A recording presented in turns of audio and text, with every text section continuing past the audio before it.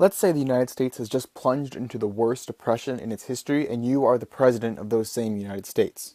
What do you do? Well, if your name is Herbert Hoover, then you would say something about laissez-faire individualism and do nothing.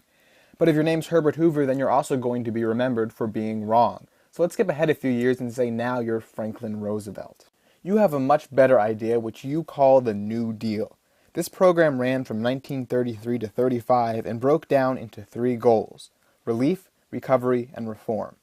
It all started with what became known as the first 100 days, during which Congress passed an unprecedented amount of legislation.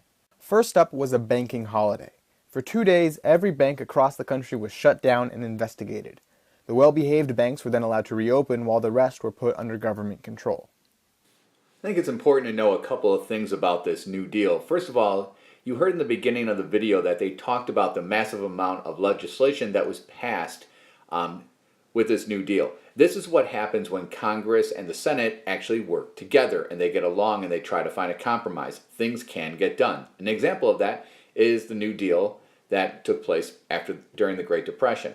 The other thing is, when they talk about the banks, you guys know that one of the main reasons for the collapse of the economy during this time was the stock market and the banking system, where people lost massive amounts of money and it wasn't protected. So therefore, once it was lost, it was gone, and it was gone for good.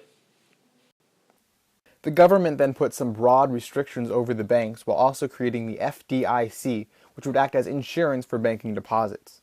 These two measures were designed to restore Americans' confidence in the banking system. Also aimed at restoring confidence were FDR's fireside chats, in which he spoke weekly to the American people through the radio in a reassuring voice and told them what was going on. Something like FDR's fireside chats should sound very familiar to you because it's something that presidents still do today to reassure the American public of their policies and to reassure them that everything that they're doing is the right move and it's smart. Keep an eye on that because you will always hear about fireside chats happening with every single president.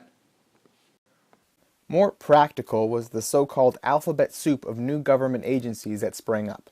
In no particular order, there was the Public Works Administration, which paid people to rebuild roads, the Civilian Conservation Corps, which paid younger people to plant trees, the Tennessee Valley Authority, which built hydroelectric dams in Tennessee, the Agricultural Adjustment Administration, which helped farmers by paying them to not farm, and the National Recovery Administration, which placed productive regulation on industry. Just to name a few. Oh, you guys, this hot button of these new government agencies is one that even exists today. People really get hot and bothered by it because you see all these new agencies that popped up, and this was the expansion of government as we know it today.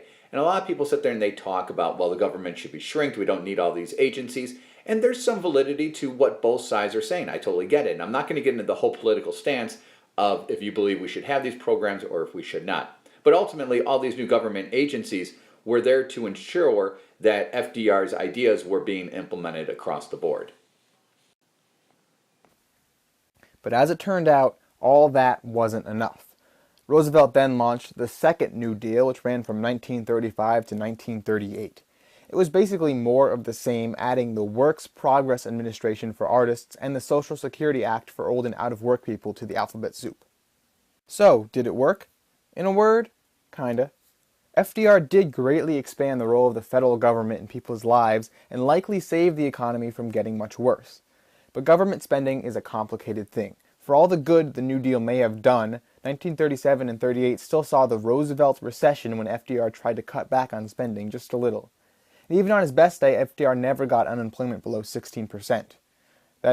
So doesn't it make you really think and wonder, here's all this new spending that we've implemented, and here's all these new government agencies that we've implemented, then we even implemented even more government agencies and more government programs into it in the second part of the New Deal, and yet unemployment never really went below 17% or 16% for that matter. At the height of the Great Depression, unemployment was at 25%. So really, based on your perspective, was it worth it? Was it not worth it? Well, that's all up to debate. That is, until World War II.